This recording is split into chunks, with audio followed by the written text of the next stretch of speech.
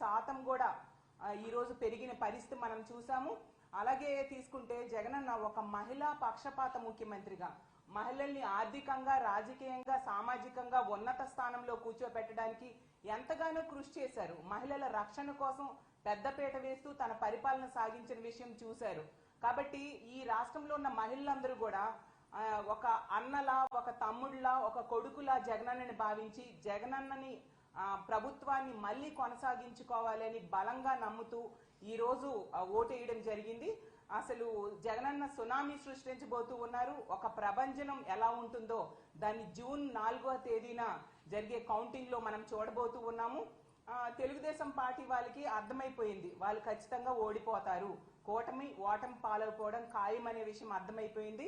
అసలు జూన్ 4న ఎన్నికలు ఫలితాలు ఎలా ఉంటాయంటే జగనన్న విజయాన్ని దేశం మొత్తం శబాష్ అనిపించేట్టుగా ఉంటుంది. ఖచ్చితంగా అంత చక్కగా ప్రజలు జగనన్నకి మద్దతు తెలియజేయడం జరిగింది. అలాగే తీసుకుంటే తెలుగుదేశం పార్టీ వాళ్ళు చంద్రబాబు నాయుడు గారు అయితే అబద్ధ హామీలు ఇచ్చారు, కూటమి కట్టారు. అలాగే పురంధరేశ్వరి గారితో కలిపి ఎస్పీలను మార్చారు, అధికారులను మార్చారు ఎలక్షన్ కమిషన్ తో చెప్పి. అలాగే వాళ్ళ ఎల్లో మీడియా ద్వారా అసత్య ప్రచారాలు చేయడం జరిగింది, వాళ్ళ సోషల్ మీడియాలో తప్పుడు ప్రచారాలు చేయడం జరిగింది. ఎన్ని చేసినా కూడా ప్రజలైతే మాత్రం జగనన్న వెనకే ఉన్నారు. తెలుగుదేశం పార్టీకి ఎవరు ఓట్లు వేయని పరిస్థితి, ఈ కూటమికి ఎవరు ఓట్లు వేయని పరిస్థితి. వన్ సైడ్ గా వైఎస్ఆర్ కాంగ్రెస్ పార్టీకి ఓట్లేశారు. సో అసహనానికి గురైపోతూ ఉన్నారు తెలుగుదేశం పార్టీ నాయకులు గాని, కూటమి నాయకులు గాని.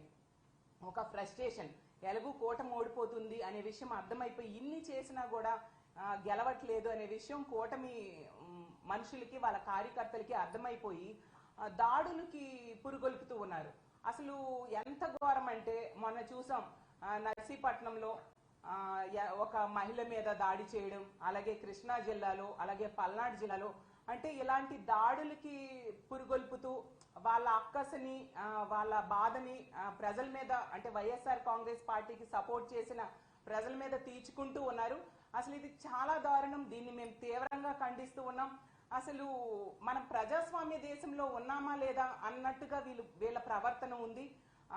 వాళ్ళు అధికారులు మార్చుకున్నారు, వాళ్ళ సపోర్ట్ తో ఎన్నో దౌర్జన్యాలు గురి చేయడం జరిగింది. అంటే ఇప్పుడు అంటే ఎలక్షన్ కోడ్ ఉంది, ఎన్నికల కమిషన్ అధికారంలో ఉంది కాబట్టి ఈ టైంలో ఏమైనా చేసేద్దాం, ప్రజల మీద ఏ దాడులైనా చేసేద్దాం అన్నట్టుగా తెలుగుదేశం పార్టీ వాళ్ళు చేస్తూ ఉన్నారు. దీన్ని ప్రజలు చూస్తూ ఊరుకోరు అనే విషయం గమనించాల్సిందిగా కోరుతున్నాను. మీరు అప్పుడు అధికారంలో ఉండేప్పుడు సరైన పరిపాలన ఇవ్వలేదు కాబట్టే ప్రజలు 19లో మీకు బుద్ధి చెప్పడం జరిగింది. ఈ 24 ఎన్నికల్లో కూడా మీకు ఖచ్చితంగా బుద్ధి చెప్పారు. అసలు తెలుగుదేశం పార్టీ అంటే, టీడీపీ అంటే తెలుగుదేశం పార్టీలా లేదు. ఈ రోజు ప్రజల మీద ఈ దాడులను చూస్తూ ఉంటే తెలుగు డెకాయిడ్స్ పార్టీలా ఉంది అని ప్రజలు అనుకుంటూ ఉన్నారు. ఒక టీడీపీ అంటే తెలుగు దండుపాల్యం పార్టీలా దాడులు చేస్తూ ఉన్నారు. అలాగే టీడీపీ అంటే తెలుగు దుశ్శాసనల పార్టీలా మహిళల మీద దాడి చేస్తూ ఉన్నారు. టీడీపీ అంటే తెలుగు దొంగల పార్టీలా మహిళల తాలూకా బంగారు ఆభరణాలు కూడా ఈ దాడుల్లో దోచేసుకుంటూ ఉన్న పరిస్థితి చూసాం. ఒక టీడీపీ అంటే తెలుగు దుర్మార్గుల పార్టీలా ఈ రోజు బిహేవ్ చేస్తూ చాలా దుర్మార్గంగా వృద్ధుల మీద కూడా దాడులు చేసే పరిస్థితి మనం చూసాము. అలాగే టీడీపీ అంటే టెర్రరిస్ట్ డెకాయిడ్ పార్టీలా బీసీ, ఎస్సీ, ఎస్టీ మైనారిటీల మీద చాలా దారుణంగా దాడులు చేస్తూ ఉన్నారు. మేము చాలా తీవ్రంగా దీన్ని ఖండిస్తూ ఉన్నాము. అసలు మీ ఇళ్లలో ఆడవాళ్ళు ఉండరా? ఇలాంటి పనులే గాని వాళ్ళ మీద జరిగితే మీరు సహించగలరా? మీ అక్క చెల్లెమ్మలకు గనుక ఇలాంటివి జరిగితే ఇది చాలా దారుణం కాదా? ఇప్పుడు తీసుకోండి, నర్సీపట్నంలో అయ్యన్న పాత్రుడు గారి అనుచరులు ఆమె ధర్మసాగరం, నర్సీపట్నం మండలంలో ధర్మసాగరము గ్రామంలో పాలమూరు రాజకుమారి అనే మహిళ, ఆమె వాలంటీర్ గా పనిచేసి ఆమె రిజైన్ చేసేసి వైఎస్ఆర్ కాంగ్రెస్ పార్టీకి సపోర్ట్ చేసింది. జగనన్న వల్ల మేలు పొందింది కాబట్టి సపోర్ట్ చేసింది. అందులో తప్పేముంది? ఇది ప్రజాస్వామ్య దేశం. నచ్చిన పార్టీకి సపోర్ట్ చేసుకోవచ్చు, నచ్చిన వాళ్ళకు ఓటేసుకోవచ్చు. అర్ధరాత్రి ఒంటరి మహిళ మీద ఇంట్లో జ్వరబడి జుట్టు పట్టుకొని ఈడ్చి చెప్పలేని ప్రదేశాల్లో తంతూ ఆమెకి ఎంతో బాధించి దుర్మార్గంగా బిహేవ్ చేశారు ఈ తెలుగుదేశం పార్టీ వాళ్ళు. ఎందుకంటే వాళ్ళకి ఓటమి భయం పట్టుకున్న పరిస్థితి మనం చూసాం. అలాగే అడ్డొచ్చింది ఒక వృద్ధ మహిళ, ఆమె చెవిలోవి కూడా లాగేసుకొని ఆమె మీద కూడా దాడి చేయడం జరిగింది. అసలు ఇది ఎంతవరకు సమంజసం? అయిన పద్ధతి గారు మీకు ఒకటే చెప్తూ ఉన్నాను, మీకెలాగూ మహిళలంటే గౌరవం లేదు, ఎప్పుడు మహిళల గురించి చాలా అసభ్యంగా మాట్లాడుతూ ఉన్నారు మీరు. అలాంటి వ్యక్తులు మీ అనుచరులకు అదే సందేశాన్ని ఇస్తూ ఉన్నారా? మరి మీ ఇంట్లో ఆడవాళ్ళు కూడా ప్రచారం చేశారు కదా, మరి వాళ్ళ మీద కూడా ఎలాంటి దాడులు చేయమన్నా మీరు మెసేజ్ ఇస్తూ ఉన్నారు. ఎందుకు మీ అధినేత అయిన చంద్రబాబు నాయుడు గారి కుటుంబంలో కూడా ఆడవాళ్ళు ప్రచారం చేశారు కదా, మరి వాళ్ళ మీద కూడా ఎలాంటి దాడులు చేయండి అని మీరు మెసేజ్ ఇస్తూ ఉన్నారా? ఇలాంటి సందేశాన్ని మీ అనుచరులకి ప్రజలకి మీరు ఇస్తూ ఉన్నారా అని నేను అడుగుతూ ఉన్నాను. అసలు ఇది ప్రజాస్వామ్య దేశం. అసలు నేను చూశాను చాలాసార్లు పేపర్లలో, ఎన్నికల టైంలో పేపర్లలో, సోషల్ మీడియాలో 10 సార్లు కంటెస్ట్ చేస్తున్నారు అయ్యన్న పాత్రుడు గారు, సీనియర్ అనేసి అనుకుంటూ. అంటే మీ సీనియారిటీ ఒక ఒంటరి మహిళ మీద దాడి చేయడానికి ఉపయోగించారా? ఇదా మీ హీరోయిజం అని నేను అడుగుతూ ఉన్నాను. ఎంత దారుణంగా మీరు దిగజారిపోవాలా ఓట్ల కోసం? అంటే మీకు ఎగ్నిస్ట్ చేశారు అని చెప్పి ఎంత దారుణంగా మీరు దిగజారిపోయారా? ఎంత సీనియర్ అని చెప్పుకుంటారు కదా, మీ జూనియర్స్ కి మీరు ఇదే నా సందేశం ఇస్తూ ఉన్నారని నేను అడుగుతూ ఉన్నాను. అలాగే తీసుకుంటే ఆ కృష్ణా జిల్లాలో గన్నవరం నియోజకవర్గంలో ఉంగటూరు మండలంలో ఆత్కూరులో వేములు సంధ్యారని అనే మహిళ, ఆమె చేసిన పాపం ఏమీ లేదు, వైఎస్ఆర్ కాంగ్రెస్ పార్టీకి ఓటేసింది అంతే. ఆమెకైతే ట్రాక్టర్తో ఏకం తొక్కించి చంపేద్దామని చూశారు తెలుగుదేశం పార్టీ రౌడీ మోకలు. ఎంత దారుణం! అంటే మహిళలంటే అంత చిన్న చూపా మీకు? అంత చులకన భావమా?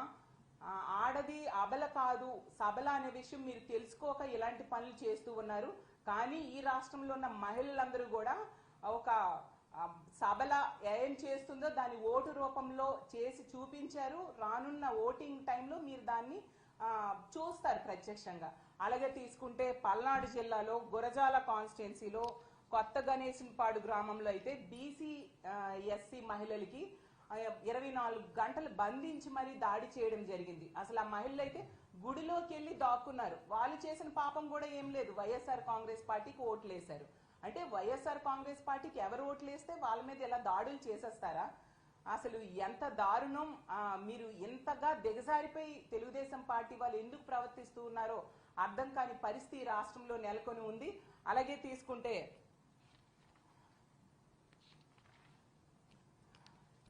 ఇన్ని రకాలుగా రాష్ట్రంలో ఎక్కడ చూసినా కూడా మహిళల మీద దాడులు చేస్తూ మీరు మీ సునకానందాన్ని పొందుతూ ఉన్నారు.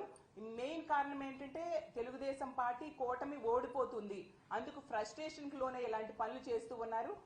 తెలుగుదేశం పార్టీ వాళ్ళు పురంధరేశ్వరి గారితో కలిపి ఎలక్షన్ కమిషన్ మీద ప్రెషర్ పెట్టి ఎస్పీలని అధికారుల్ని మార్చారు. మరి ఇప్పుడు అదే ఎస్పీలు అదే అధికారులు సరిగ్గా పనిచేయలేదని ఈరోజు ఎలక్షన్ కమిషన్ వాళ్ళ మీద సస్పెన్షన్ వేయడమే కాకుండా విచారణకు కూడా ఆదేశించిన సంగతి ఈ రాష్ట్ర ప్రజలందరూ చూశారు. అంటే దీన్ని బట్టి ప్రజలందరూ కూడా అర్థం చేసుకోవాల్సిందిగా కోరుతున్నాను. తెలుగుదేశం పార్టీ నాయకులు ఈ పోలీస్ అధికారులతో కలిపి ఎలాంటి అరాచకాలు సృష్టించారు, ఎలాంటి ఘోరాలు చేశారు అనే విషయాన్ని రాష్ట్ర ప్రజలు తెలుసుకోవాల్సిందిగా కోరుతున్నాను. అసలు తెలుగుదేశం పార్టీ వాళ్ళు ఎప్పటికైనా దాడులు ఆపండి. మనం ప్రజాస్వామ్య దేశంలో ఉన్నాం, చర్యకి ప్రతి చర్య తీసుకోవడం చాలా ఈజీ. ఇప్పటికే ఎలక్షన్ కమిషన్ ఈ అధికారుల్ని సస్పెండ్ చేయడం జరిగింది. కానీ హింసకి ప్రతిహింస అనేది సమాధానం కాదు అనేసి మిగతా ఎదుటి వాళ్ళు ఆగుతున్నారు అనే విషయం మీరు అర్థం చేసుకోవాలి. ఇప్పటికే తీర్పు ప్రజలు ఇచ్చేశారు, ఫలితం అనేది జూన్ 4వ తేదీ వస్తుంది. మీకు ఏ బాధ్యత ప్రజలు ఇస్తే దాన్ని నిర్వర్తించండి. అది మానేసి ఇలాంటి హింసకి పురికొల్పడం ఎంతవరకు సమంజసమని మిమ్మల్ని నేను ప్రశ్నిస్తూ ఉన్నాను. అసలు ఈ దాడులకి హింసకి ముఖ్యంగా మహిళల మీద దాడులు చేయడము, హత్యాయత్నాలు చేయడము వీటన్నిటికీ ముఖ్య కారణం ఖచ్చితంగా చంద్రబాబు నాయుడు గారి డైరెక్షన్ అని నేను బలంగా నమ్ముతూ ఉన్నాను. రాష్ట్ర ప్రజలు కూడా బలంగా నమ్ముతూ ఉన్నారు. ఎందుకంటే చంద్రబాబు నాయుడు గారు మహిళలంటే గౌరవం లేదు, మహిళల్ని ఎన్నో హామీలు ఇచ్చి మోసం చేయడం జరిగింది. అతను అధికారంలో ఉండేప్పుడు మనం చూసాం, మహిళలకి రక్షణ లేని పరిస్థితి ఉండేది. ఒక రిషితేశ్వరి విషయం తీసుకున్నా, ఒక వనజాక్షి విషయం తీసుకున్నా, అలాగే మన పెందుర్తిలో ఒక గిరిజన మహిళకి జుట్టు పట్టుకొని ఈడ్చి కొట్టిన సంగతి మనం చూసాము. అలాగే కాల్ మనీ సెక్స్ ర్యాకెట్ లో ఎంతమంది తెలుగుదేశం పార్టీ గోండాల దౌర్జన్యాలకి మహిళలు బలయ్యారో చూసాము. అలాగే ఏకం చంద్రబాబు నాయుడు గారు అతను స్వయంగా కోడలు మగబిడ్డను కంటానంటే అత్త వద్దంటుందా అని ఆడపిల్ల పుట్టుకునే అవహేళన చేసిన వ్యక్తి అతను. అతని దగ్గర మహిళలకి ఏం గౌరవం ఉంటుంది, మహిళలకి ఏమి రక్షణ ఉంటుంది? ఆ విషయం మహిళలకు కూడా తెలుసు. జగనన్న నాయకత్వంలో జగనన్న ముఖ్యమంత్రిగా మరో 30 ఏళ్ళు ఈ రాష్ట్రాన్ని పరిపాలించాలని బలంగా కోరుకుంటున్నారు. తెలుగుదేశం పార్టీ నాయకులు ఎప్పటికైనా ఈ దాడులు ఆపాల్సిందిగా కోరుతున్నాను. ఎలక్షన్ కమిషన్ కూడా నేను కోరుకునేది ఏంటంటే ఖచ్చితంగా ఈ దాడులు చేసిన వాళ్ళ మీద కఠిన చర్యలు తీసుకోండి. మనం ప్రజాస్వామ్య దేశంలో ఉన్నాము, ప్రజాస్వామ్యాన్ని కాపాడండి, ముఖ్యంగా మహిళల్ని రక్షించండి. మహిళలు అంటే వాళ్ళు బలహీనులు అని భావించొద్దు, వాళ్ళు ఆది పరాశక్తులు అనే విషయాన్ని గుర్తించాల్సిందిగా కోరుతూ ఉన్నాను. ఒకవేళ ఎలక్షన్ కమిషన్ కనుక చర్యలు తీసుకోకపోతే జూన్ 4వ తేదీన ఎన్నికలు కౌంటింగ్ జరుగుతుంది. ఖచ్చితంగా జగనన్న భారీ మెజారిటీతో గెలవబోతూ ఉన్నారు. ఈ మహిళలకి రక్షణకి పెద్దపీట వేసే జగనన్న ప్రభుత్వంలో ఖచ్చితంగా ఇలాంటి దాడులు చేసిన వాళ్ళందరి మీద కూడా కఠినమైన చర్యలు జగనన్న తీసుకోబోతున్నారు. కాబట్టి తెలుగుదేశం పార్టీ వాళ్ళు ఎకనైనా ఈ దాడులు ఆపండి, లేకపోతే చట్టబద్ధంగా మీకు కఠినమైన శిక్షలు రానున్న రోజుల్లో పడతాయనే విషయాన్ని గుర్తిరగండి అని తెలియజేసుకుంటూ, ఖచ్చితంగా మా వైఎస్ఆర్ కాంగ్రెస్ పార్టీ జగనన్న నేతృత్వంలో మళ్ళీ అధికారంలోకి భారీతో రాబోతూ ఉంది. రాష్ట్ర ప్రజలందరూ కూడా సిద్ధమై ఓటులేసి ఉన్నారండి. అది పోలింగ్ సల్ని బట్టి అలాగే పోలింగ్ పర్సంటేజ్ బట్టి ఖచ్చితంగా మేము నమ్ముతూ ఉన్నాము.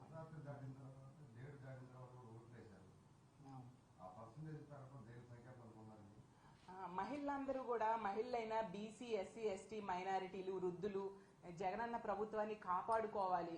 అర్ధరాత్రి అయినా పర్వాలేదు, మండు టెండ్ అయినా పర్వాలేదు, జగన్ గారికి ఓటేసి ఇంత మంచి ప్రభుత్వాన్ని, పేదల పక్షపాత ప్రభుత్వాన్ని కాపాడుకోవాలని వాళ్ళు బలంగా నమ్మబట్టి అంత ఎండలో కూడా క్యూ లైన్ లో నిల్చొని ఓటేశారు. ఎర్లీ మార్నింగ్ వచ్చేసారు.